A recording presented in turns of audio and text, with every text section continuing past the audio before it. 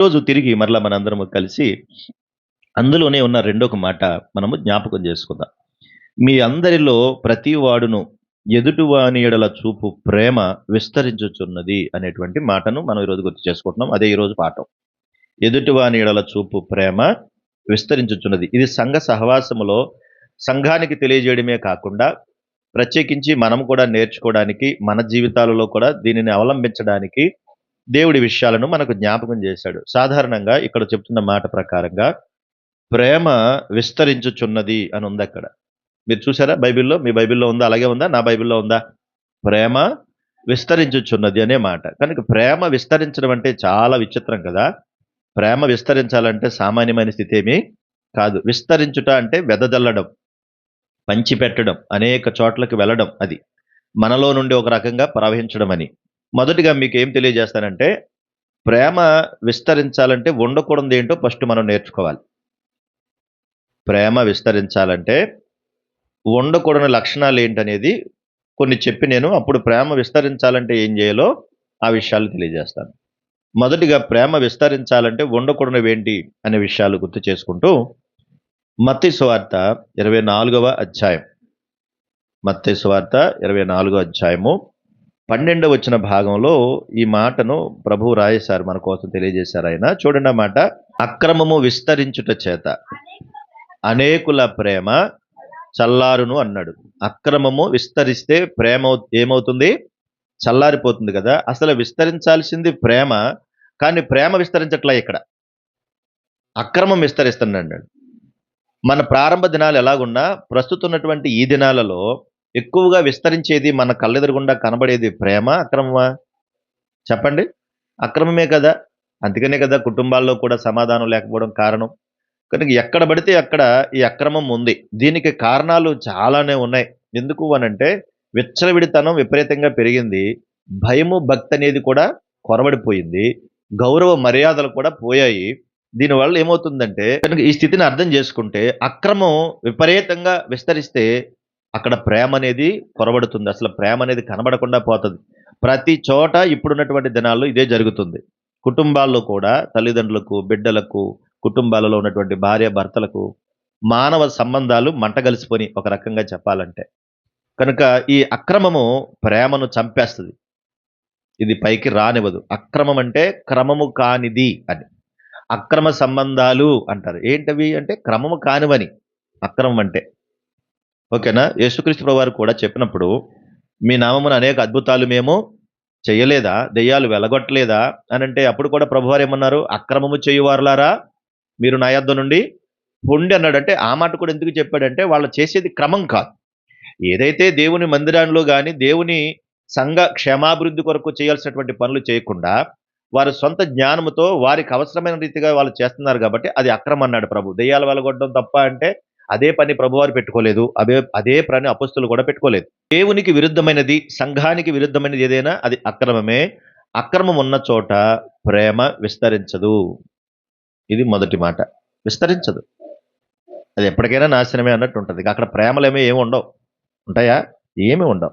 తర్వాత అందులోనే రెండో మాట కూడా జ్ఞాపకం చేస్తాను. చూడండి ఒకసారి లోకాసు వార్త 12వ అధ్యాయం. లోకాసు వార్త 12వ అధ్యాయం 15వ వచన భాగాన్ని చదువుదాం. 12, 15. మరియు ఆయన వారితో మీరు ఏ విధమైన లోభమునకు ఎడమియ్యక జాగ్రత్త పడండి.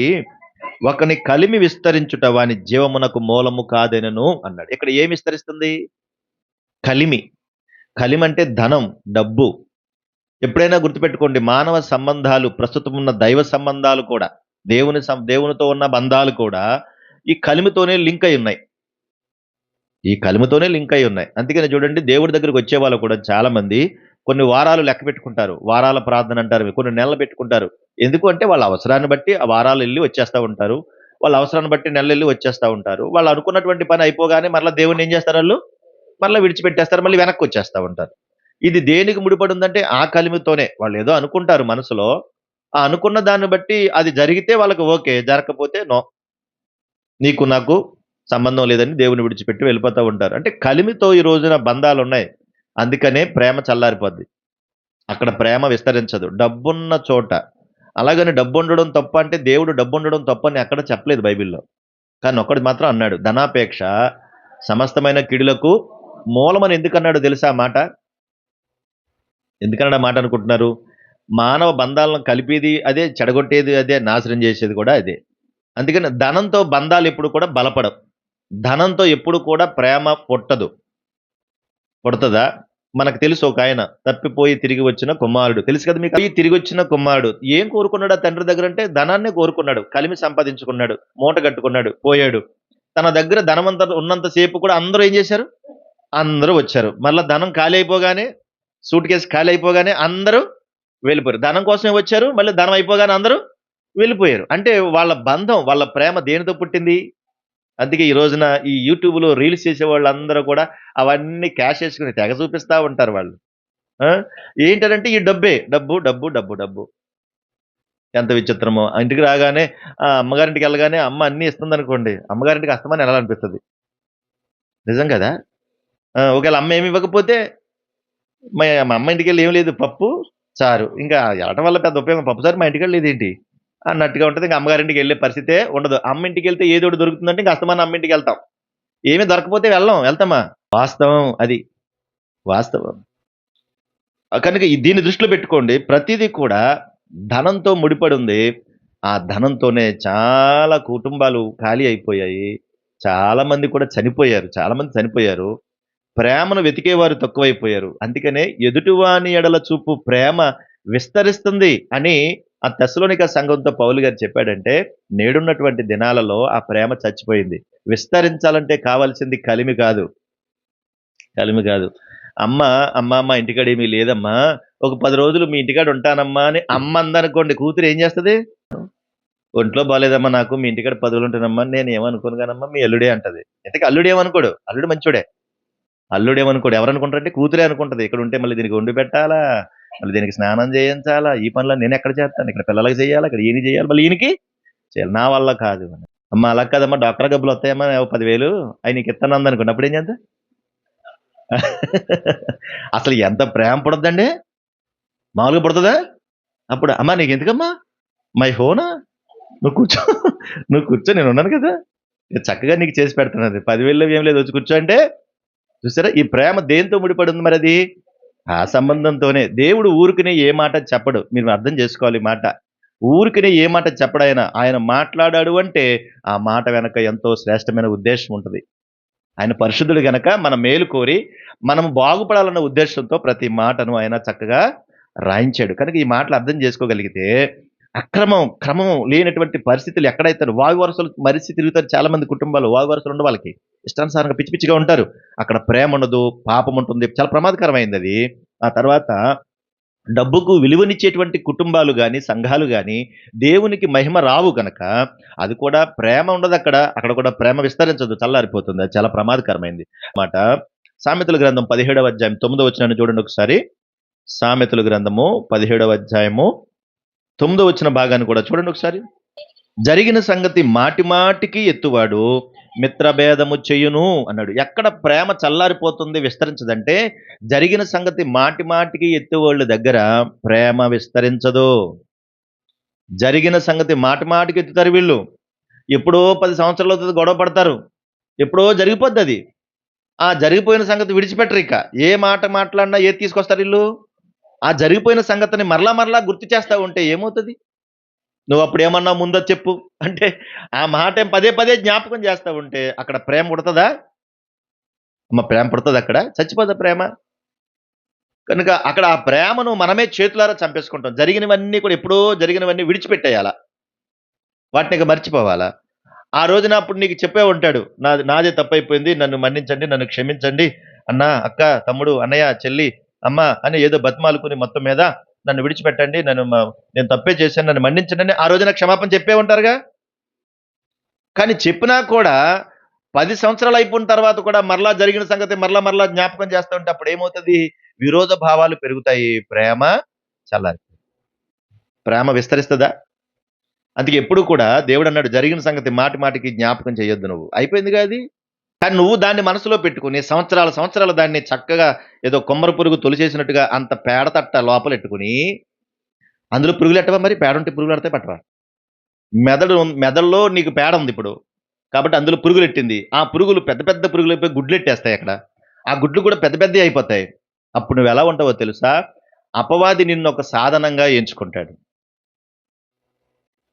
ఎందుకంటే ప్రేమ పోయింది గనక. అపవాది నిన్నొక సాధనంగా ఎంచుకొని, నిన్ను, నీ కుటుంబాలను, నీ చుట్టూ ఉన్న వారిని ఎవరితోనూ నిన్ను కలవనివ్వకుండా, చుట్టూ ఉన్నవారికి నిన్ను శత్రువు చేసి పడేస్తాడాడు. అప్పటి వరకు ప్రేమతో కలిసున్న వాళ్ళు కూడా నీకు శత్రువులయిపోతారు. కారణం ఏంటంటే అది గుడ్లెట్టేసాడు లోపలాడు. కాబట్టి దాన్ని బయటకి తీసి తెచ్చుకోవాలి. జరిగిపోయిన సంగతి జరిగిపోయింది. 10 సంవత్సరాలైనా, 5 సంవత్సరాలైనా అది విడిచిపెట్టేసి ఇంక దాన్ని మర్చిపోవాలి మనం. దాన్ని మర్చిపోతే ఫస్ట్ మనం ప్రశాంతంగా ఉంటాము. ఆ తర్వాత మనం వాళ్ళకి ప్రేమను పంచగలుగుతాం. అప్పుడు విస్తరిస్తది ప్రేమ. లేకపోతే ఎక్కడుంటది? కనుక ఈ విషయాలు గమనించాలి. ఎప్పుడైతే మన జీవితంలో వీటిని కోల్పోతామో అందరికీ దూరమవుతాం. అందరికీ దూరమై ఏం సాధిస్తాం? భూమి మీద ఉన్నంత కాలం ఒకరి మీద ఒకరు ఆధారపడి బ్రతకాలని దేవుడు జెప్పాడు. దేవుని పరీక్షలు అద్భుతంగా ఉంటాయి. ఓకేనా? కనుక వీళ్ళతో నాకు సంబంధం లేదు, వాళ్ళతో నాకు సంబంధం లేదు, వీళ్ళంటే నాకు లెక్కలేదని ఎప్పుడు ఎవరిని గురించి ఎప్పుడు పొరపాటున కూడా అనుకోవద్దు. ఎందుకు అనంటే ఒకరి మీద ఒకరు ఆధారపడి బ్రతకాల్సిందే. భూమి మీద బ్రతికినంత కాలం. బస్ ఎక్కామంటే ఎవరి మీద ఆధారపడాలి? ఆ డ్రైవర్ మీద ఆధారపడాలి కదా! ఆ డ్రైవర్‌ని దెబ్బడెట్టేత్తే, ఆడు తీసుకెళ్ళి ఏ గోతిలో పెట్టేత్తే కదా! ఆ డ్రైవర్‌ని కూడా కొడతాకెళ్ళిపోతున్నారు బస్సుల్లో. అందుకే ఇప్పుడు బోర్డులెట్టారు. ఎవరైనా డ్రైవర్ మీద గాని, కండక్టర్ మీద కొట్టారా చట్టరీత్యా నేరం. ఆళ్ళకి 5 సంవత్సరాలు జైలుంటదని బోర్డెట్టారు ఇప్పుడు మన బస్ ఎక్కితేని. కనుక ఒకరి మీద ఒకరు తప్పనిసరిగా ఆధారపడి బ్రతకాల్సినటువంటి జీవితం ఇది. మనకున్నది చాలా చిన్ని జీవితం. ఈ చిన్ని జీవితంలో ప్రేమను విస్తరింప చేయాలి తప్ప పగలు, ప్రతీకారాలు కానే కాదు. కనుక జరిగిన సంగతి మాటి మాటికి ఎత్తావనుకో దానివల్ల ఏమవుతుందంటే ప్రేమ చచ్చిపోతుంది. అందరికి నువ్వు దూరమవుతావు. వద్దు ఆ విషయాలు. అప్పుడేమన్నావు, ఇప్పుడేమన్నావు, వద్దసల ఆ మాటలు విడిచిపెట్టేసేయి. విడిచిపెట్టేసేయి. నువ్వు కూడా దాన్నేం పట్టుకెళ్ళే పరిస్థితి ఏమీ లేదు. కాబట్టి దానివల్ల ప్రేమ పాడవుతుంది. బంధాలు పాడవుతాయి. వద్దు నీకు అలాంటి స్థితి వద్దు. తర్వాత నాలుగో మాట అక్కడే ఉంటది. సామెతల గ్రంథం 16వ అధ్యాయము 28వ వచన భాగం. మూర్ఖుడు ఆ! కొండెగాడు మిత్రభేదము చేయనంటే ఇదేంటంటే కుండాలు చెప్పుట వలన ప్రేమ చల్లారిపోద్ది. కుండాలు చెప్పటం వల్ల ప్రేమ చల్లారిపోద్ది. విస్తరించదు. పాపపు పరిస్థితిలో ఇదొక భయంకరమైన పాపం. చాలా మందికి ఇది పాపమని కూడా తెలీదు. కుండాలంటే తెలుసు కదా! అమ్మా వింటున్నారా? కుండాలంటే తెలుసా? సాడీలు చెప్పడం. ఒకరి మీద ఒకరు పితరులంటారు కదా! అవన్నమాట. చాడీలు చెప్తా ఉంటారు. వీళ్ళకి పని పాట ఏముండదు. ప్రత్యేకంగా ఈళ్ళ పనేంటంటే చాడీలు చెప్పడమే. ఒకళ్ళ మీద ఒకళ్ళు చెప్తూనే ఉంటారు. ఎవరొకరి మీద చెప్తేనే గాని ఈళ్ళ కడుపుబ్బరం తీరదు. కనుక ఎంతసేపు మా ఆడపడుచు ఇలాగండి, మా అక్క ఎలాగండి, మా అన్నయ్య ఎలాగండి, మా నాన్న ఎలాగండి, మా అమ్మ ఎలాగండి చెప్తున్నారా? ఇంట్లో వాళ్ళ మీద ఎక్కువ చెప్తారు. అదే విచిత్రము. బయటోళ్ళ కన్నా కూడా ఇంట్లో వాళ్ళ మీద ఎక్కువ చాడీలు చెప్తారు. అదే విచిత్రమో నాకర్థం. బయటోళ్ళ మీద చెప్తాం తర్వాత. కానీ ఎంతసేపు చాడీలు చెప్తా ఉంటారంటే వీళ్ళకి ప్రార్థనా జీవితం ఉండదు. వాక్యపు జీవితం ఉండదు. సంఘ సహవాసపు జీవితం కూడా సరిగా ఉండదు. ఒకవేళ సంఘంలోకొచ్చిన ఈళ్ళేం చెప్తారు? ఆవిడ అలాగందండి, ఈవిడ ఎలాగందండి, ఈవిడ ఎలాగంది. అక్కడ కూడా చాడీలే చెప్తారు ఈళ్ళు. కాబట్టి నీ భక్తి విధానం, నీ భక్తి జీవితం దెబ్బతింటానికి కారణం, ప్రేమ విస్తరించకపోకుండా ఉండడానికి కూడా గల కారణం కుండాలు చెప్పడం గూడా. నీకెవరి మీదో ప్రేముంటది. వాళ్ళ గురించి మాత్రం నువ్వు మాట్లాడతావు. ఇక మిగతా వాళ్ళందరూ నీకు చెడ్డోళ్ళ కింద లెక్క. కానీ కుండాలు చెప్పొద్దు. చాడీలు చెప్పొద్దు. మాటి మాటికి చెప్పొద్దు. ఒకవేళ ఎవరైనా కొంతమంది బలహీనులుంటారు. వాళ్ళు రకరకాలుగా ప్రవర్తిస్తా ఉంటారు. ఆ బలహీనత నీకు అర్థమైంది గదా! అప్పుడు నువ్వు చేయాల్సిన పనేంటి ఒక విశ్వాసిగా అంటే, "ప్రభా! ఈమె ఈ బలహీనతలో ఉంది. దయచేసి ఈమెను బాగు చేయండి. ఈమెకి మంచి మనసివ్వండి. ఈమె ఆలోచన విధానాన్ని మార్చండి ప్రభువా" అని దేవునికి వారి తరపున ఏం చేయాలి మనము? మొరపెట్టాలి. "ప్రభా! కుటుంబాన్ని బాగు చేయనైనా, ఆ కుటుంబాన్ని కట్టు ప్రభువా" అని. వాళ్ళ శత్రువులు కావచ్చు, మిత్రులు కావచ్చు. ఎవరైనా కావచ్చు. నువ్వు చేయాల్సినటువంటి పనది. అంతేగాని చాడీలు చెప్పడం కాదు.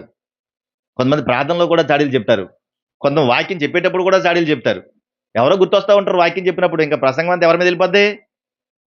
కానీ ఎవరో దృష్టిలో ఉంటారు. ప్రసంగం కూడా వాళ్ళ మీదే. ప్రార్థన చేసేటప్పుడు కూడా ఎవరో దృష్టిలోకి వస్తా ఉంటారు. ప్రార్థన ఇంకా ఆళ్ళ మీదే. ఇలాంటోళ్ళు ఎవరంటే పరిసయ్యులు లాంటోళ్ళనమాట ఈళ్ళు. ఆ! పరిసయ్యుడు ఏం చేసాడు? ఆళ్ళలాగా నేను లేను, ఆళ్ళలాగా నేను లేను, ఆళ్ళలాగా ఆళ్ళ ప్రార్థన అంతా ఏముంది? అతని ప్రార్థన అంతా ఏముంది? ఆళ్ళలాగా నేను లేను, ఆళ్ళలాగా నేను లేను అన్నాడు. ఇదే ప్రార్థన? కానీ కొండాలు చెప్పొద్దు. ఎదుటి వాళ్ళ మీద కొండాలు చెప్పటం వల్ల నీ జీవితమంతా పాడవుతుంది. నువ్వు ఎవరికీ ప్రేమను పంచిపెట్టలేవు. విస్తరించలేవు. విస్తరించలేవు. ఆ తర్వాత ఐదో మాట చివరి మాట చెప్తాను అందులోనే. కొరింథీయులకు రాసిన రెండో పత్రిక మొదటి పత్రిక 15వ అధ్యాయం. కొరింథీయులకు రాసిన మొదటి పత్రిక 15వ అధ్యాయము 33వ వచనం చూడండి. సాంగత్యము మంచి నడవడిని చెరుపును అన్నాడు. అంటే ప్రేమ విస్తరించకపోకుండా ఉండడానికి కారణం దుష్ట సాంగత్యము అన్నాడు. దుష్టులతో స్నేహం, సాంగత్యం. పిల్లలు వింటున్నారా? ఎవరితోనైతే నువ్వు చెడు స్నేహాలు చేస్తావో, చెడుగా తిరుగుతూ ఉంటావో, వారి వల్ల కూడా ఏమవుతుందంటే ప్రేమ చల్లారిపోతుంది. వాళ్ళు ఎవరైనా కావచ్చు. దేవునికి విరోధమైనటువంటి వారితో నువ్వు బంధాన్ని పెట్టుకుని వారి లక్షణాలన్నీ నువ్వు తెచ్చుకోవద్దు. ఆ రోజున ఇశ్రాయేలు ప్రజలందరికీ దేవుడు ఏమని చెప్పాడు? నాయన, మీరు వెళ్ళే చోట పలానా పలానా వాళ్ళందరూ ఉంటారు, వాళ్ళ విషయాలు మీ లోపలికి రావద్దు అని హెచ్చరించాడా లేదా? ఆ రోజు హెచ్చరించలేదా? అక్కడ చాలా మంది ఉన్నారు, వాళ్ళందరూ నీ లోపలికి వస్తారు, వాళ్ళు చేసే పనులన్నీ మీరు చేసే అవకాశం ఉంటుంది, జాగ్రత్త. అలా మీరు చేశారంటే మీ మీద యాక్షన్ తీసుకుంటా అన్నాడు దేవుడు. కనుక ఆ రోజున అయినా సరే వాళ్ళు ఏం చేశారు? అలాగే చెప్పడం ప్రారంభించారు.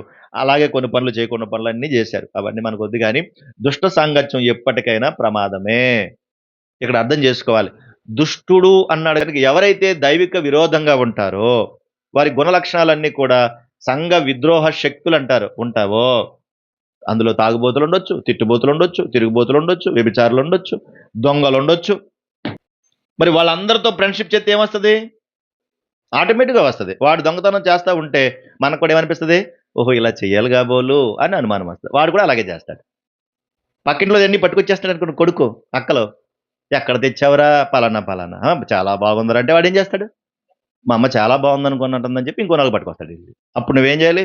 ఒక్కటేయాలి లెంప మీద.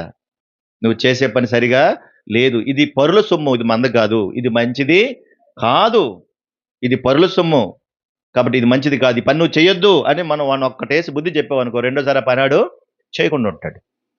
కనుక మనకున్న అలవాట్లన్నీ కూడా వాళ్ళ మీద రుద్దేయకుండా మనం దైవికమైనటువంటి గుణం కలిగిన వారము, దేవుని ప్రియమైన బిడ్డలము, యేసుక్రీస్తు నమ్ముకున్న వారము అనే విషయం గుర్తొస్తే దుష్ట సాంగత్యంలోకి వెళ్లకుండా ఉంటాం.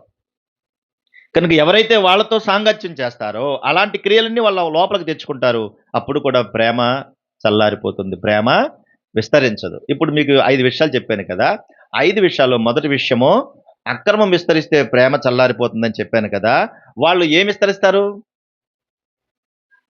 వాళ్ళ అక్రమమే విస్తరింపజేస్తారు, ప్రేమను చంపేస్తారు. రెండో విషయంలో కలిమి విస్తరిస్తే ప్రేమ చల్లారిపోతుందని చెప్పాను కదా. వాళ్ళు కూడా ఏమి విస్తరిస్తారు అంటే కలిమిని విస్తరింపచేస్తారు కానీ ప్రేమను చంపేస్తారు. ఆ తర్వాత వాళ్ళు ఏం చేస్తారు? జరిగిన సంగతి మాటి మాటికి ఎత్తువాడు ప్రేమను చంపుతారని చెప్పాం కదా. వాళ్ళు అక్రమాన్ని కలిగినటువంటి వారిగా జరిగిన విషయాలే చెప్పి చెప్పి వాటిని విస్తరిస్తూ ఉంటారు. ఎక్కడికి వెళ్ళినా ఆ మాటలే చెప్తా ఉంటారు. వీళ్ళు ప్రేమను చంపేస్తూ ఉంటారు. తర్వాత కుండాలు చాడీలు చెప్పే వాళ్ళు కూడా ఎక్కడికి వెళ్ళినా అవే విస్తరింప చేస్తూ ఉంటారు. అంటే వాళ్ళ ఇంటికి వెళ్ళావనుకో, నువ్వు అలాంటి వాళ్ళ ఇంటికి నువ్వు వెళ్ళావనుకో, నీకేం చెప్తారు? అవే చెప్తారు.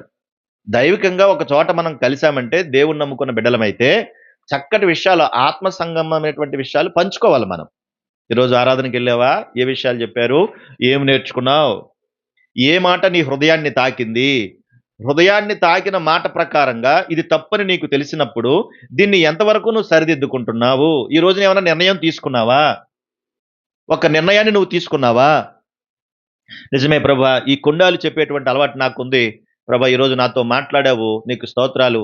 ఇక్కడి నుంచి నేను దాన్ని చేయను ప్రభా. ఈరోజు ఆ నిర్ణయం నేను తీసుకున్నాను. ఈ రోజు నుంచి నేను కుండాల జోలికి వెళ్ళను. అది కమిట్మెంట్ అంటారు దాన్ని. అటువంటి మంచి నిర్ణయం తీసుకోవాలి. వచ్చాము, విన్నాము, వెళ్ళిపోయామనే ఉద్దేశం ఎప్పుడూ ఆరాధనలో ఉండకూడదు. అది నువ్వు ఎక్కడున్నా సరే, ఏ మీటింగ్కి వెళ్ళినా సరే, ఒక మాట దేవుడు నీతో మాట్లాడాలంటే ఆ మాట హృదయంలో భద్రం చేసుకోవాలి. ఏది చేయకూడదని దేవుడు చెప్పాడు, ఏది చేయమని దేవుడు చెప్పాడో ఆ మాట నీ హృదయంలో ఉంటే దాన్ని నువ్వు శుద్ధి చేసుకుంటావు. ప్రభువా, అక్రమం పరిస్థితులు నాకున్నాయి, ఈ ధనాపేక్ష కూడా నాలో ఉంది ప్రభువా, ఇక్కడి నుంచి దాన్ని నిన్ను జోలికి నేను వెళ్ళను ప్రభువా అని ఒక నిర్ణయం తీసుకోవాలి. మనం బలారాధనలోకి వెళ్ళేటప్పుడు చేసే పనేంటి? వాక్యం విన్న తర్వాత మన హృదయాన్ని పరీక్షించుకోవడం. దాని అర్థం ఏంటి పరీక్షించుకోవడం అంటే? ఏదైతే నువ్వు విన్నావో ఆ విషయాలు, ఏదైతే చేయకూడదన్నాడో అది విడిచిపెట్టాలి, ఏదైతే చేయమన్నాడో దాన్ని అభివృద్ధి చేసుకోవాలి. అది పరీక్షించుకోవడం అంటారు. కనుక ఈ 5 విషయాలు నీ లోపల ఉంటే, ప్రధానమైనవి మాత్రమే చెప్పాను నేను, నీ లోపల నా లోపల ఉంటే మనము ప్రేమను విస్తరింప చేయము, చేయకున్నవన్నీ విస్తరిస్తాయి. కనుక నీకు ఎక్కడి వరకు అవసరమో అక్కడ దాకానే నువ్వు వాడుకోవాలి. దేవా నీకు స్తోత్రం అనాలి. విస్తరించాలంటే ఈటిలో కాదు విస్తరించడం. మరలా చెప్తున్నాను, దేవుణ్ణి నమ్మి ఎప్పుడు ఎవరు కూడా మోసపోరు. ఎవరు మోసపోరు. దేవుని చిత్తానుసారంగా బ్రతికి అనుకుంటే ఒకవేళ నీకు నష్టం వచ్చినా కూడా నీ యొక్క మంచితనం, నీ యొక్క ప్రేమ, నీ యొక్క భక్తి జీవితాన్ని బట్టి అవతల దాని నుంచి అయినా సరే, తర్వాత అయినా సరే దానికి డబల్ నీకు ఇస్తాడు దేవుడు. Praise the lord. ఈ రోజు ఒక 10 లక్షలు పోనీ అన్నా కూడా దేవుడిని విడిచిపెట్టాడు. నీ భక్తి జీవితాన్ని బట్టి, నీ శ్రేష్టమైనటువంటి జీవితాన్ని బట్టి తిరిగి 10కి 10 నీకు ఇస్తాడు తప్పనిసరిగా దేవుడు. విడిచిపెట్టాడు. అదే నువ్వు అక్రమంగా చేస్తున్నావు అనుకో, 10 కాదు, ఉన్నది కూడా బోడిగుండే. ఇది అర్థం కావాలి ఎప్పుడూ కూడా. ఒకరిని అన్యాయం చేసేటువంటి పరిస్థితి కల్మి వలన గాని, ఆ కొండాల వల్ల గాని, ఈ విషయాలన్నీ కూడా నువ్వు డెవలప్ చేయకూడదు. దుష్ట సాంగత్యం చేసి జీవితాన్ని పోగొట్టుకుని ప్రభువా ప్రభువా అంటే నీకేమి సహాయమో అందదు. కనుక ఆ స్థితిగతులన్నీ మార్చుకోవాలి. ఇవి ఉంటే ప్రేమ చల్లారిపోతుంది. ఈ విషయాన్ని మనము అర్థం చేసుకోవాలి. ఇక మరి ప్రేమ విస్తరించాలంటే ఏం చేయాలి మనం? ఈ విషయాలుంటే ప్రేమ విస్తరించదని తెలుసుకున్నాం. మరి ప్రేమ విస్తరించాలంటే ఏం చేయాలి? ఆ విషయాలు చెప్పి నేను ముగిస్తాను. చూడండి, ఇప్పుడు మనం కొరింథీయులకు రాసిన మొదటి పత్రిక 13వ అధ్యాయము 4వ వచన భాగాన్ని చూడండి. కొరింథీయులకు రాసిన మొదటి పత్రిక 13వ అధ్యాయము 4వ వచన భాగాన్ని నేను చదువుతున్నాను. చక్కగా చూడండి అందరూ. ప్రేమ విస్తరించాలంటే అందులో మొదటిది ప్రేమ దీర్ఘకాలము సహించును అన్నాడు. సహించుకోవాలి ఫస్ట్. ప్రేమ విస్తరించాలంటే ఫస్ట్ ఆ ఓర్పు మనకు ఉండాలి, సహనం మనకు ఉండాలి. కొంతమంది ఎదుటివారు చెప్పేది ఏం వినరు, వాళ్ళే లొడలొడ చెప్తా ఉంటారు, మనం చెప్పేది వినరు వాళ్ళు. నువ్వు సహించుకోగలిగితే ప్రేమను విస్తరింప చేయగలుగుతావు. తర్వాత అందులోనే రెండో మాట, ప్రేమ దయ చూపించును అన్నాడు. ప్రేమ విస్తరించాలంటే దయ కలిగి ఉండాలి, దయ చూపించాలి. నిర్దయగా ఉంటారు చాలా మంది, అసలు దయ అనేదే ఉండదు వాళ్ళకి. నువ్వు కఠినత్వం అనమాట, విపరీతమైన కఠినత్వం. అది చాలా ప్రమాదకరమైంది. అందులోనే మూడో మాట కూడా ఉంటది, నేను చదువుతున్నాను చూడండి. అందులో ప్రేమ ప్రేమ మత్సరపడదు, డంబముగా ప్రవర్తించదు, అంటే గర్వం చూపించదు. ప్రేమ ఎప్పుడూ కూడా గర్వాన్ని చూపించదు. ఎందుకంటే గర్వాన్ని చూపిస్తే ప్రేమ చచ్చిపోతుంది. గర్వం లేకుండా ఉంటే ప్రేమ విస్తరిస్తుంది. అహంభావం కలిగి ఉంటారు చాలా మంది. ఏంటి లెక్కలేని తనం ఉంటుంది చాలా మందికి. పౌలు గారికి ప్రేమ బాగా అర్థమైంది. తను అంతకుముందు అలాగే ఉండేవాడు అపోస్తలుడైన పౌలు గారు. కానీ ఎప్పుడైతే ప్రభు యొక్క ప్రేమను గ్రహించాడో, ప్రభు యొక్క ప్రేమ లోతుల్లోనికి వెళ్ళిపోయాడు అతను. ఎంత లోతుకి వెళ్ళిపోయాడంటే తన ప్రాణాన్ని ప్రభువుకి ఇచ్చే అంత స్థాయికి వెళ్ళిపోయాడు. అది ప్రేమను విస్తరింప చేయడం అంటే. ప్రేమను విస్తరింప చేయడం అనేది తేలికైన విషయం కాదు అమ్మా, చాలా కష్టం. మాటల్లో చెప్పినంత తేలికేమీ కాదు. అది ప్రభువుని బట్టే రావాలి. ముందు భాగంలో కూడా మనం చెప్పుకున్నాం కదా, అది ప్రభువును బట్టే రావాలి తప్ప మనుషులను బట్టి రాదు.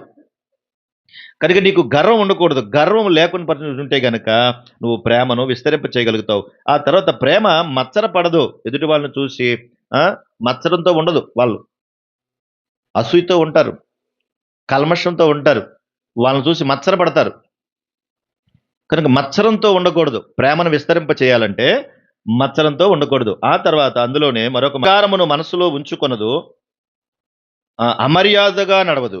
5వ మాట, అమర్యాదగా నడవదు. అంటే ప్రేమను విస్తరింప చేయాలంటే ఫస్ట్ మర్యాదే కదా చాలా అవసరం. మర్యాద అనేది లోక సంబంధంగా అయినా దైవ సంబంధంగా అయినా మర్యాద చాలా ఇంపార్టెంట్. మర్యాద లేకపోతే మనం ఏమాత్రం కూడా ప్రేమను వృద్ధి చేయలేం. ఆ తర్వాత 6వ మాట, స్వప్రయోజనమును కోరుకోదు. ఏముంది అక్కడ? స్వప్రయోజనమును విచారించుకున్నదండి. స్వప్రయోజనం ఉండకూడదు. కొంతమంది ఎట్లా ఉంటారంటే ఏదైనా కూడా వాళ్ళు ఆశిస్తూ ఉంటారు, ఏదో ఒకటి ఆశిస్తూ ఉంటారు. ఏమీ దొరకదనుకుంటే ఇంకా ఏమీ లేదంతే, వాళ్ళతో మాట్లాడరు. ఇంకా ఏదన్నా మాట్లాడారంటే ఇంకా ఏదో ఆశిస్తున్నారని అర్థం. ఈ మాట అర్థం కాలేదా? మనతో మాట్లాడారంటే ఏదన్నా, మనతో మాట్లాడుతున్నారంటే ఏదన్నా ఆశిస్తేనే మాట్లాడుతున్నారనమాట. మాట్లాడలేదంటే మన అవసరం ఏం లేదని అర్థం. అంటే స్వప్రయోజనం కోరుకుంటారు వాళ్ళు. మాట్లాడితే ఏదో ఒకటి ఉండాలి వాళ్ళకి. నీతో మాట్లాడితే ఏంటి ఇప్పుడు నాకేంటి మరి నీతో మాట్లాడడం వల్ల, నీకు చెప్పడం వల్ల నాకేంటి ఉపయోగం, నీతో మాట్లాడడం వల్ల నాకేంటి ఉపయోగం అనుకుంటారు వాళ్ళకి. వాళ్ళు ఏదో ఒక ప్రయోజనం కోరుకుంటేనే కానీ వాళ్ళకేమీ ఇవి ఉండదు. వాళ్ళకి అన్నీ ఇచ్చేయాలి. మేము అలాగ ఎప్పుడు పట్టించుకోం, పెడతాం, ఎదురు పెట్టుబడి పెడతాం, కావాల్సిన వస్తువులన్నీ ఇస్తాం, ఏదైనా చేస్తాం. ఎందుకు అంటే ప్రేమను విస్తరింప చేయడానికి, వాళ్ళకు సువార్త అందించడానికి ఏమైనా చేస్తాం. ప్రేమను చేసేవాళ్ళు స్వప్రయోజమును కోరుకోరు. విస్తరించాలంటే గనక ఫస్ట్ స్వప్రయోజనం మానే, విస్తరించాలని కోరుకో. ప్రేమను పంచిపెట్టాలని కోరుకో. ప్రేమను విస్తరింప చేయాలనే మన ఆశ, మన ఆలోచన తప్ప వేరే ఏమి లేదు. అర్థం చేసుకోండి. ప్రేమను విస్తరింప చేయాలంటే ఇవి ఉండాలి ఖచ్చితంగా. ఆ తర్వాత 8వ మాట అక్కడున్న మాట నేను చెప్పేస్తున్నాను. అపకారమును మనస్సులో ఉంచుకోదు. ఇందాక కూడా ఈ మాట జ్ఞాపకం చేశాను. అపకారమును మనస్సులో ఉంచుకోదు. విస్తరింప చేయడానికి, విస్తరించడానికి. విస్తరించడానికి. పౌలు గారు మరి ఇంతకుముందు ఎంతమంది అన్నారో, ఎన్ని రకాలుగా తిట్టారో, ఏమన్నారో తెలీదు. వాళ్ళందరిని మనసులో పెట్టుకున్నాడా ఏమన్నా? అపోస్తలుడైన పౌలు గారు వాళ్ళు చేసిన పనులన్నీ మనసులో పెట్టుకున్నాడా? అలా పెట్టుకుంటే అసలు వాళ్ళ ఇంటికెళ్ళేవాడా అమ్మా? వాళ్ళతో కలిసి మాట్లాడేవాడా? వాళ్ళతో కలిసి చెప్పేవాడా? వాళ్ళ గురించి మాట్లాడేవాడా? అసలు వాళ్ళని పట్టించుకోకుండా వదిలేసాడు కదా! కానీ ఎందుకు వదలలేదు? అంటే కేవలం వాళ్ళు రక్షించబడాలని, వాళ్ళు బాగుపడాలని, వారి జీవితాలు కట్టాలని చాలా ప్రయత్నాలు చేస్తూ లేఖనాల్లో ఉన్నటువంటి మాటలన్నీ కూడా వాళ్ళకి తెలియజేస్తా వచ్చాడు. కారణం ఏంటి? ఒకవేళ నిజంగా ప్రేమను విస్తరింప చేయకుండా అలాగే ఉన్నవాడైతే ఏం చేసేవాడు? మీరు అలాంటోళ్ళు, మీలాంటోళ్ళురా, మీరు చెడిపోదురురా అని చెప్పేవాడు. చూడండి రోమపత్రిక 9వ అధ్యాయం. రోమపత్రిక 9వ అధ్యాయం చూడండి ఒకసారి 3వ వచన భాగం. రోమపత్రిక 9:3. పరిశుద్ధాత్మయందు నా మనస్సాక్షి నాతో కూడా సాక్ష్యమిచ్చుచున్నది.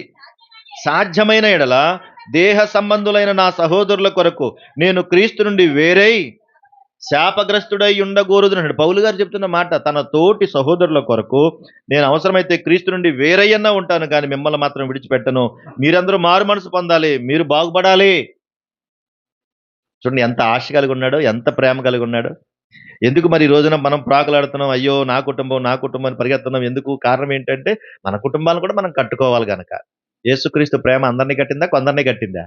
అందరి కోసం రక్తం కార్చాడైనా కొందరి కోసమేనా? అది మన కోసమేనా కదా? మరి భూమి మీద ఉన్న సకల మానవాళిని రక్షించడానికే కదా ఆయన రక్తం చెందించాడు. ఎంత ప్రేమను కనుపరిచాడు మన మీద.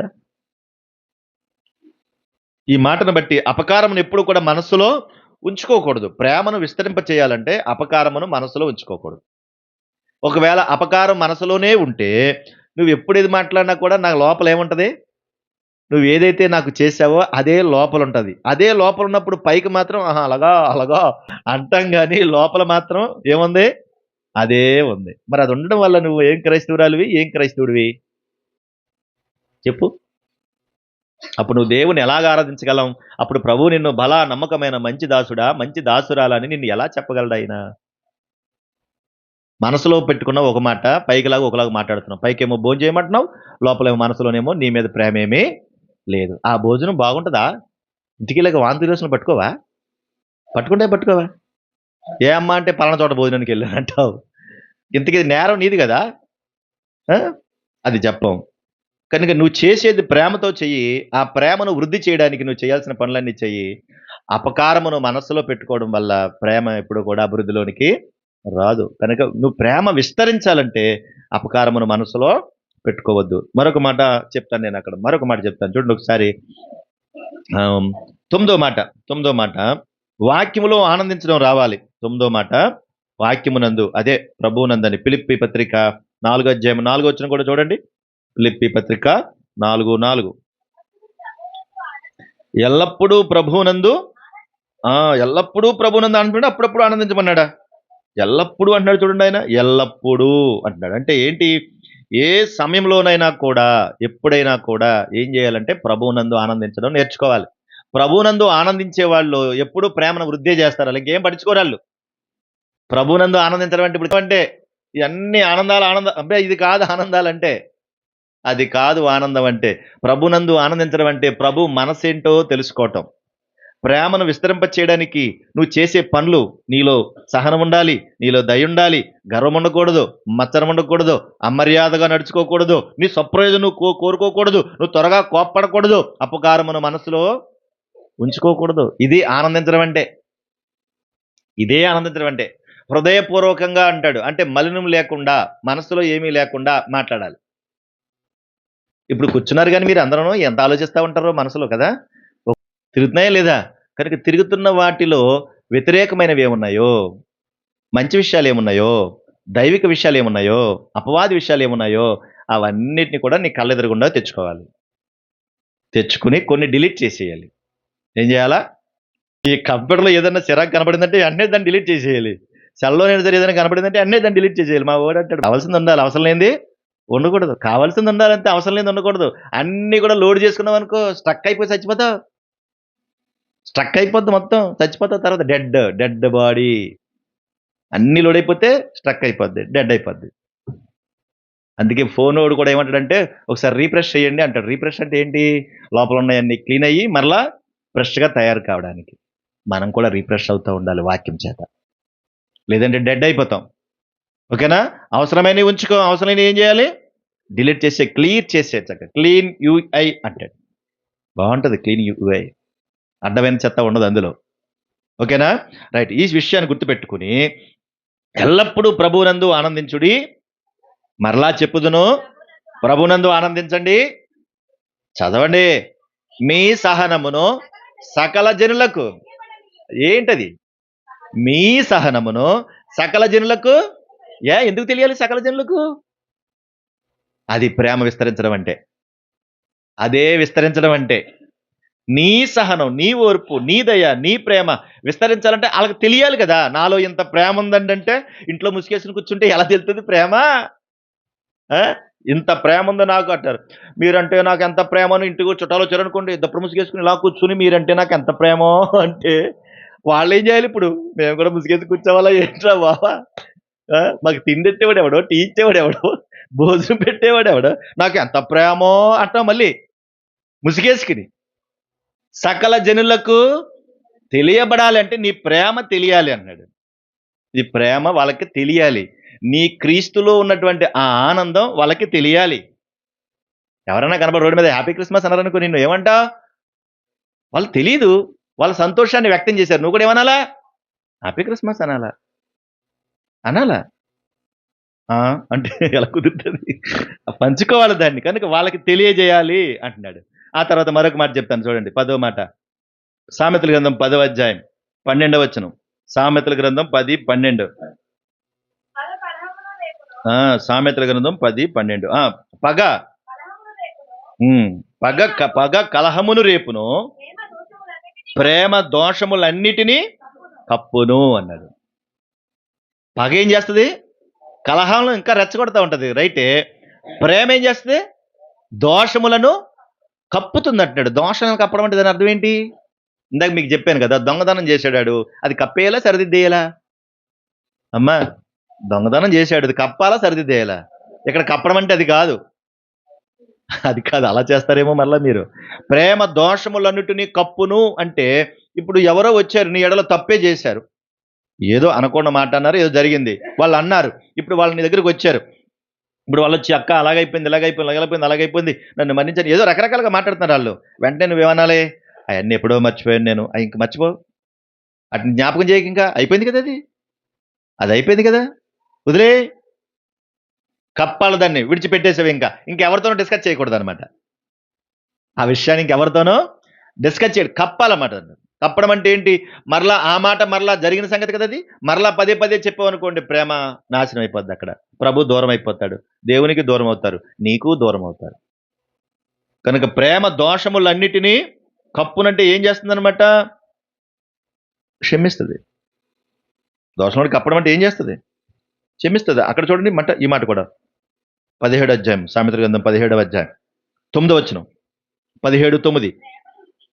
ప్రేమను వృద్ధి చేయగోరువాడు తప్పిదములను దాచిపెట్టు అంటే అదే దాని అర్థం. దాచిపెట్టును అంటే దాని అర్థం ఏంటంటే, సరి చేస్తున్నావు, సరైనటువంటి మనసుతో ఉన్నావు, బాగున్నావు, కాబట్టి ఇంకా విషయాన్ని విడిచిపెట్టేసి. ఎందుకు విడిచిపెట్టాలంటే? ఎలా విడిచిపెట్టగలం? క్షమిస్తేనే విడిచిపెట్టగలం. అదే 10వ మాట. అందులో అదే 10వ మాట మీకు చెప్పింది నేను. క్షమిస్తేనే విడిచిపెట్టగలం. క్షమించకపోతే ఆ మాటలకి మనం విడిచి పెట్టలేం. అస్తమానం దొలిచేస్తూ ఉంటాయి మనల్ని. కాబట్టి మనం క్షమించి వదిలిపెట్టేయాలి. ఎఫెసీ పత్రిక 4వ అధ్యాయం. ఎఫెసీ పత్రిక 4:32 ముగిస్తాను. ఎఫెసీ పత్రిక 4వ అధ్యాయము 32వ వచన భాగం. ఒకని ఎడల ఒకడు దయ కలిగి కరుణా హృదయులై క్రీస్తునందు దేవుడు మిమ్మును క్షమించిన ప్రకారము మీరును ఒకరినొకడు క్షమించండి అంటున్నాడు. ఏం చెప్తాడు ఆయన? క్షమించండి. క్షమాగుణం ఉన్న చోట ప్రేమ విస్తరిస్తుంది. ప్రేమ విస్తరిస్తుంది. కొంతమంది అలా వెళ్తూ ఉంటే వాళ్ళతో మాట్లాడనిపిస్తుంది, కొంతమంది కనబడితే భయం వేస్తుంది. వాళ్ళు ఈ వీధిలోంచి వస్తుంటే పక్క వీధిలోంచి వెళ్ళిపోతూ ఉంటాం, భయం వేస్తుంది వాళ్ళతో మాట్లాడడానికి. ఏమంటే ఏం వస్తుందిరా బాబు, ఎందుకు వచ్చిన గొడవ అనుకుంటాం. కొంతమంది వాళ్ళు మనం పలకరించకపోయినా సరే మనమే వెళ్ళి పలకరిస్తాం వాళ్ళని. ఎందుకు అంటే వాళ్ళ మాట అంత బాగుంది, వాళ్ళ హృదయం అంత బాగుంది, వారిలో కల్మషం లేదు. కనుక మీరు ఒకరినొకరు క్షమించుకోండి అన్నాడు. ప్రభువుకు చేసినటువంటి పని కూడా అదే. లోకాసు వార్త 6వ అధ్యాయం లోకాసు వార్త 6 అధ్యాయము 36 36. కాబట్టి మీ తండ్రి కనికరము గలవాడై ఉన్నట్టు మీరును కనికరము గలవారై ఉండండి అన్నాడు. ఆ కనికరాన్ని చూపించమంటున్నాడు. కనుక కనికరం లేకపోతే ప్రేమ విస్తరించదు. కనికరం ఉండాలి. ఇప్పుడు తెస్సలోనిక పత్రిక 2 ఒకసారి ఏమని పౌలు గారు ఏమని చెబుతున్నాడు? సహోదరులారా, మేము ఎల్లప్పుడూ మిమ్మును గూర్చి దేవునికి కృతజ్ఞతాస్తుతులు చెల్లించుటకు బద్దులమై ఉన్నాము, ఇది యుక్తమే. ఏలైనగా మీ విశ్వాసము బహుగా అభివృద్ధి పొందుతున్నది అన్నాడు. విశ్వాసం ఎలా ఉంటుందో చెప్పాను, ఎలా అభివృద్ధి పొందుతుందో కూడా చెప్పాము గడిచిన వారంలో. ఏలైనగా మీ అందరిలో ప్రతివాడును ఎదుటివాని ఎడల చూపు ప్రేమ విస్తరించుచున్నది అని. ప్రేమను విస్తరించ చేయాలి. ఇప్పుడు మన అందరం కలిసి ప్రేమను విస్తరింప చేయాలి. మరి ఏం విస్తరింప చేస్తున్నారు చెప్పండి? ఇప్పుడు ప్రేమ విస్తరిస్తే ఎంత బాగుంటుందో. సాలిగూడు చూడండి, ఒక చిన్నది పడుతుంది అక్కడ నుంచి ఎక్కడికి వెళ్తే వెళ్ళిపోద్ది విస్తరించి. ఆ సాలిగూడు ఒక చోటే ఉంటుంది చిన్నగా, తర్వాత ఎక్కడికి వెళ్ళిపోద్ది? అసలు ఎంత లైన్ కడుతుందో అసలు. ఇప్పుడు భూమి మీద ఉన్న ఇంజనీర్లు కూడా ఎవరికైతే తెలియదు. అక్కడెక్కడో ఉంటుంది, అక్కడి దాని కనెక్షన్ వేరే చోట ఎక్కడో ఉంటుంది. ఎంత విచిత్రం. చీమలు చూడండి, ఇక్కడ క్యూ కడుతుంది, ఎక్కడికి వెళ్తుందో తెలదా క్యూ. మనం దాన్ని ఎదుక్కుంటా కూర్చోవాలి, ఎక్కడికి వెళ్తుందో తెలియదు. అంటే ఎక్కడో ఉంది, అక్కడి నుంచి ఎక్కడికి విస్తరించేసిందో. ప్రభు అంటున్నాడు, మీరు ప్రేమను విస్తరింప చేశారు, ఎదుటివాణిలో చూపి ఆ ప్రేమ మీరు విస్తరిస్తూ ఉంది, మిమ్మల్ని చూసి మేము సంతోషిస్తున్నామని పౌలు గారు ఆ తెస్సలోనిక సంఘానికి చెబుతున్నాడు. మన ప్రభు చూపిన ప్రేమను మనం కూడా విస్తరింప చేయాలి. అది క్రియల రూపంలో చూపించగలగాలి. ప్రేమను డెవలప్ చేయాలి తప్ప ఎటువంటి స్థితిలోనూ మిగతావి ఏమీ కూడా మన దగ్గరికి రాకూడదు. మరి నీలో ఏముంది? ఆ దయ ఉందా? ఆ సహనం ఉందా? ఆ అమర్యాదగా నడుచుకోవడం ఉందా? మత్సరంతో ఉన్నావా? శత్రుత్వం ఉందా? సన్నిధిలో కూర్చున్నావు, బల్లారాధనలో పాల్పంపులు పొందుకుంటున్నావు, ప్రభువాన్ని ఆరాధన చేస్తున్నావు, ఇంకా నీలో ఇలాంటి దుర్గుణాలు ఉంటే మరి ఎలాగ ఆరాధన చేయగలుగుతావు? ఎలా ప్రేమను వృద్ధి చేయగలుగుతావు? మీ పక్కుంటోళ్ళు మిమ్మల్ని ప్రేమిస్తున్నారంటే నువ్వు విస్తరింప చేసినట్టే లెక్క. ఒక్క మాటలో చెప్పాను. నీ పక్కింటోళ్ళు నిన్ను ప్రేమిస్తున్నారంటే నువ్వు ప్రేమను విస్తరింప చేసినట్టే లెక్క. నీ పక్కింటోళ్ళ దగ్గరే కదా మనకు అన్నీ తెలుస్తాయి. తెలదండి? ఫస్ట్ వాళ్ళే కదా. వాళ్ళకి కయ్యమంటే నువ్వు కుయ్యమన్నావు, ఇంకేముంది? ఇస్తారా? ఇంక యుద్ధం అక్కడ. కాదు కాదు కాదు. వాళ్ళు చూసి వీళ్ళు ప్రభువుని నమ్ముకున్నారు. మనం ఎన్ని తిట్టినా మాట్లాడలేదు, ఎన్నన్నా మాట్లాడలేదు. చెప్పాలి, మన గురించి మంచి సాక్ష్యం చెప్పాలి వాళ్ళు. సరే చూడండి, సంవత్సరం ఎండింగ్కి వచ్చేటప్పటికి ఆ నవంబర్, డిసెంబర్, జనవరి నెలలో ఎంతమంది చచ్చిపోతారు? మనం బతుకున్నప్పుడే ప్రేమను విస్తరించేయాలి. చనిపోయి సాధించేది ఏమీ లేదు, కానీ బ్రతుకున్నప్పుడే మనం ఏదైనా చేయగలగాలి. బ్రతుకున్నప్పుడే ప్రభువును గణపరచాలి. బ్రతుకున్నప్పుడే ప్రేమను విస్తరించాలి. నువ్వున్నా నువ్వు లేకపోయినా నీ గురించి 4 మంచి మాటలు మాట్లాడుకోవాలి. ప్రభువును గూర్చి, ప్రభు కొరకు బ్రతికాడు, ప్రభు కొరకు జీవించాడు, ప్రభుతోనే ఉన్నాడు, ఎంత మంచోడమ్మా అని చెప్పగలిగేటట్టుగా ఎదగాలి. అది ప్రేమను విస్తరింపచేయడం. మన ప్రభు ఏం చేశాడు? ఇప్పుడు ప్రపంచవ్యాప్తంగా మొత్తం అంతా కూడా దేని గురించి మాట్లాడుకుంటున్నారు? క్రిస్మస్ పండుగ. అది ఏం పండుగ తర్వాత వదిలేయండి, కానీ క్రిస్మస్ పండుగ ప్రపంచవ్యాప్తంగా జరుపుకునే పండుగ. అంటే ఆయన ప్రేమ ఎక్కడ దాకా వెళ్ళిపోయింది? ఖండాంతరాలు దాటుకుని ప్రపంచమంతా విస్తరించింది.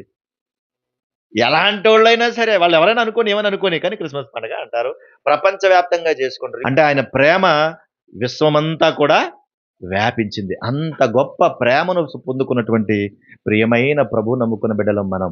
కాబట్టి మనం కూడా ఈ ప్రేమను ఏం చేయాలి? విస్తరింప చేయాలి, పాడు చేయకూడదు. దీన్ని మంచి ప్రేమికులుగా, మంచి ఆరాధికులుగా మనం తయారైపోవాలి. అలాగా చనిపోయే లోపు అలా తయారైపోవాలి. పలానా ఆయన వెళ్ళిపోయాడమ్మా అంటే ఆయన గురించి చెప్పుకోవడం 4 మంచి మాటలు ఏమున్నాయంటే అవన్నీ మనం నేర్చుకోగలగాలి, చెప్పగలగాలి. కనుక నీలో నెగిటివ్ ఏముందో నాకు తెలియదు, అవన్నీ పక్కన పెట్టి ఇగో ఈ దుర్గుణాలు నీలో ఉంటే తీసే, ఈ సద్గుణాలు నీ లోపలికి తీసుకుంటా. అది మా అందరికీ మంచిది.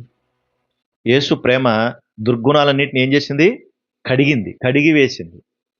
శిష్యుల పాదాలు కూడా కడిగినంత ప్రేమ, కుష్ఠరోగును కూడా హత్తుకున్నంత ప్రేమ, గ్రుడ్డివారిని కూడా బాగు చేసినంత ప్రేమ, విధవరాలను కూడా ప్రేమించిన ప్రేమ.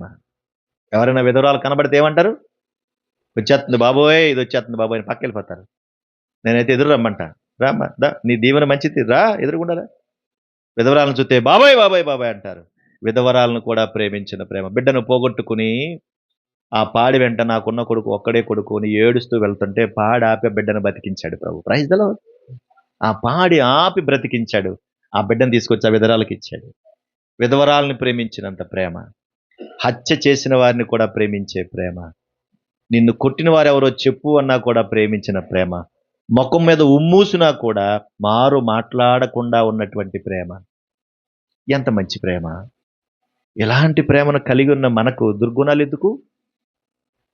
దుర్గుణాలెందుకు? ఇంత మంచి ప్రేమను సంపాదించుకున్నాం. ఒక వ్యక్తి బాగు కోరుకోవాలి. ఒక కుటుంబం బాగు కోరుకోవాలి. కొన్ని కుటుంబాలు రక్షించబడాలనుకోవాలి. కొన్ని కుటుంబాలు ఎదగాలనుకోవాలి. వాళ్ళ కష్టాల్లో ఉంటే మనం కష్టంలో ఉన్నంతగా బాధపడాలి. వాళ్ళు ఏడుస్తూ ఉంటే మనం కూడా వాళ్ళతో కలిసి ఏడవాలి. ఎందుకు? ఏడ్చువారితో ఏడవండి, సంతోషించు వారితో సంతోషించండి. అది అంత ఉన్నతమైనటువంటి ప్రేమ. ఆ స్థాయికి ఎదిగితేనే మనం ప్రేమను విస్తరింపచేస్తాం. మానవ నైజం ఏంటి? ఎవరన్నా ఏడుస్తూ ఉంటే పక్కన వాళ్ళు సంతోషిస్తారు. అది మానవ నైజం. కానీ మనం అలా కాదు. వాళ్ళు ఏడుస్తుంటే వాళ్ళతో పాటు మనము కలిసి ఏడవాలి. వాళ్ళని ఓదార్చాలి. వాళ్ళని ధైర్యపరచాలి. అది ప్రభువు కోరుకున్న ప్రేమ. ఇంత మంచి ప్రేమను పొందుకున్నామండి మనం. ప్రపంచమంతా కూడా ఆ ప్రేమను ప్రకటిస్తుంది. అన్యులు కూడా ఈ రోజున ప్రభు ప్రేమను తెలుసుకోగలుగుతున్నారు, ప్రకటించగలుగుతున్నారు. చాలామంది లోకంలో ఉన్నటువంటి వాళ్ళు పైకి చెప్పకపోయినా వాళ్ళ హృదయంలో క్రీస్తును ముద్రించుకున్న వాళ్ళున్నారు. క్రీస్తు కొరకు బ్రతికే వాళ్ళున్నారు. కనుక ఈ స్థితి ఒక ఉన్నతమైనటువంటి స్థాయి. ఈ స్థాయికి చేరుకోవడానికి కసరత్తు చేయాలి. అభ్యాసం చేయాలి. చిన్న విషయమేం కాదు క్రీస్తు ప్రేమను సంపాదించుకోవటం. ప్రభు యొక్క ప్రేమ మనకు విస్తరించి మనలను కాపాడునుగాక.